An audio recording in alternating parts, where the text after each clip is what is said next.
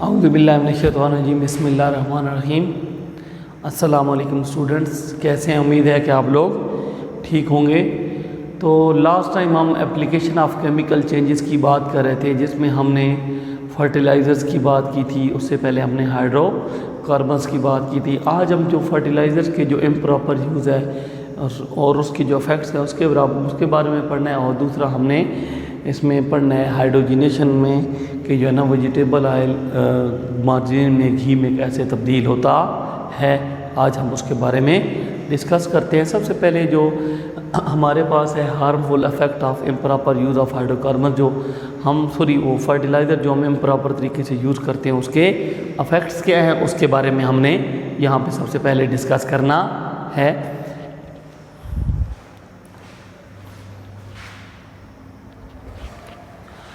तो स्टूडेंट, सबसे पहले हम जो फर्टिलाइज़र के जो असरात हैं, हार्मफुल इफ़ेक्ट्स हैं, उनके बारे में डिस्कस करते हैं। जब हम फर्टिलाइज़र का इस्तेमाल कर रहे होते हैं, ठीक है, तो जो एक्सेसिव स्प्रेडिंग होती है फर्टिलाइज़र की, यानी बहुत ज़्यादा जो फैलाव होता है, आप कह सकते हैं एक्सेसिव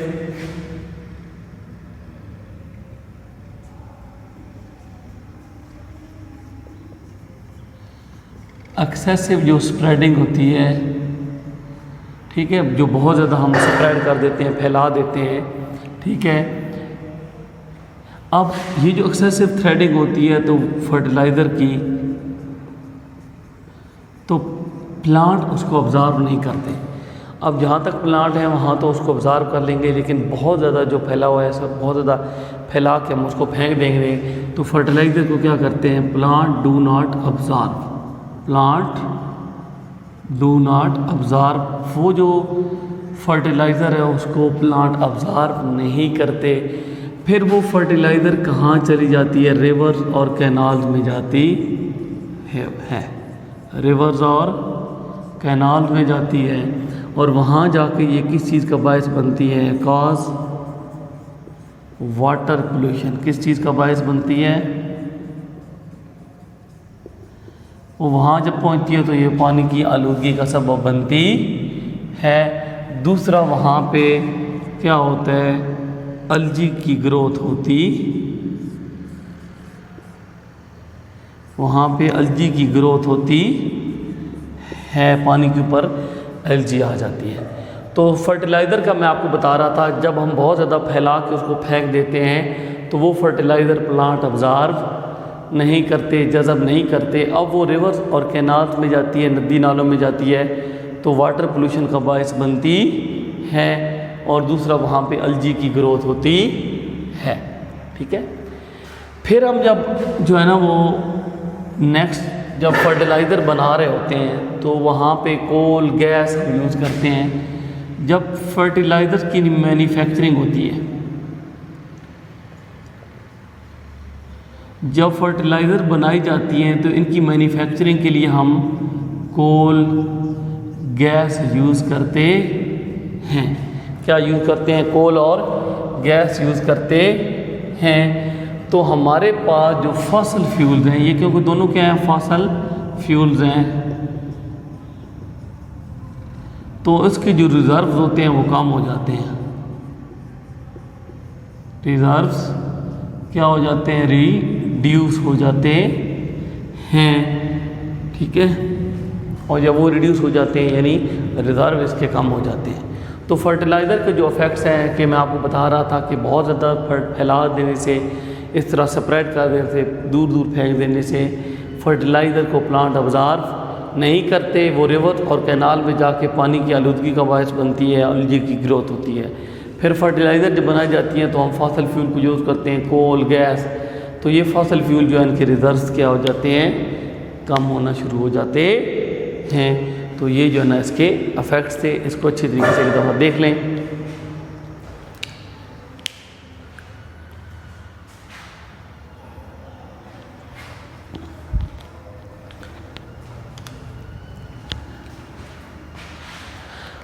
तो उम्मीद है कि आप लोगों को ये चीज़ समझ आई होगी। अब हम जाते हैं जो है ना वो how vegetable oil turn into fat या घी, फैट में किस तरह तब्दील होता है।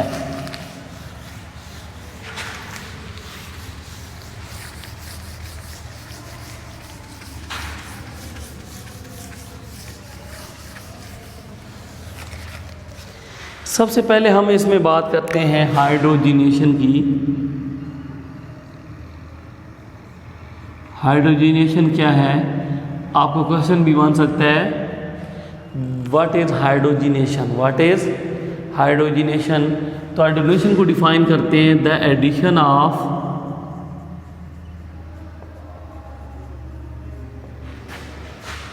Molecular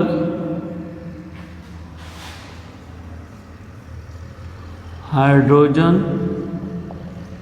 is called hydrogenation.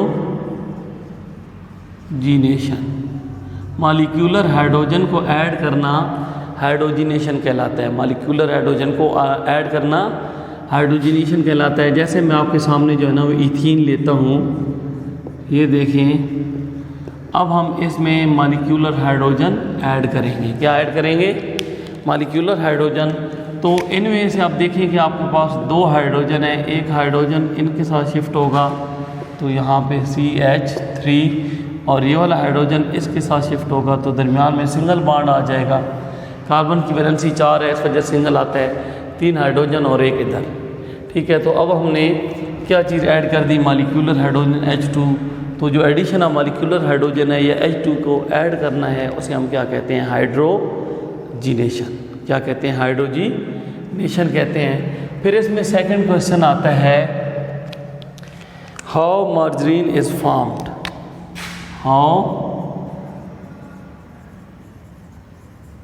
How margarine is formed, यानी बनस्पति, आप कह सकते हैं साथ इसको बनस्पति घी।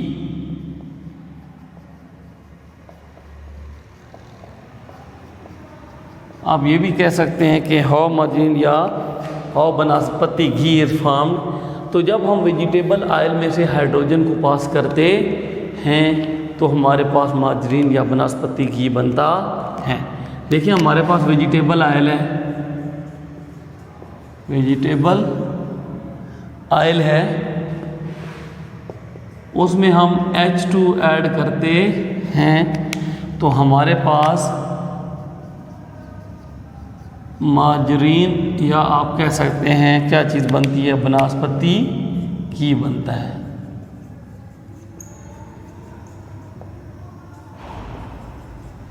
तो क्वेश्चन होगा हाउ मार्जरीन इज फॉर्म्ड या हाउ बनस्पति घी इज फॉर्म्ड। तो आपको बताना है when hydrogen is pass through vegetable oil, जब वेजिटेबल ऑयल में से हाइड्रोजन को पास किया जाता है तो मार्जरीन बनती है। व्हेन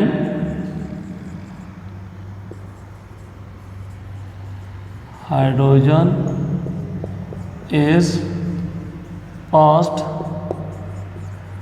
थ्रू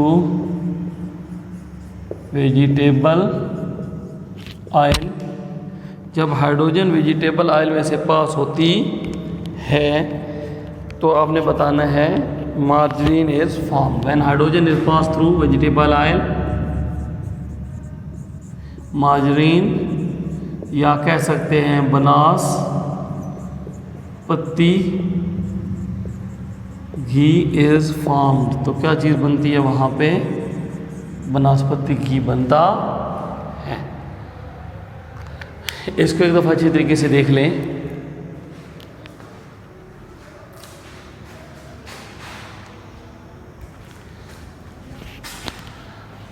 तो स्टूडेंट सेकंड हमने पढ़ा था हाइड्रोजिनेशन का और बनस्पति घी कैसे बनता है। तो मॉलिक्यूलर हाइड्रोजन को ऐड करना हाइड्रोजिनेशन कहलाता है। जो हम क्या चीज़ ऐड करते हैं, मॉलिक्यूलर हाइड्रोजन ऐड करते हैं तो मॉलिक्यूलर हाइड्रोजन को ऐड करना क्या कहलाता है, हाइड्रोजिनेशन कहलाता है। जैसे मैंने आपके सामने इथीन लिया, इथीन के अंदर मैंने H2 को ऐड किया तो इथेन बन गया। ठीक है, तो इसे क्या कहते हैं, हाइड्रोजिनेशन। और दूसरा है कि घी, बनस्पति घी कैसे बनता है। तो जब हम वेजिटेबल ऑयल में से हाइड्रोजन को पास करते हैं, H2 को पास करते हैं तो बनस्पति घी बनता है। तो स्टूडेंट उम्मीद है कि आप लोगों को ये लेक्चर समझ आया होगा। इसको अच्छे तरीके से करना है। बहुत शुक्रिया।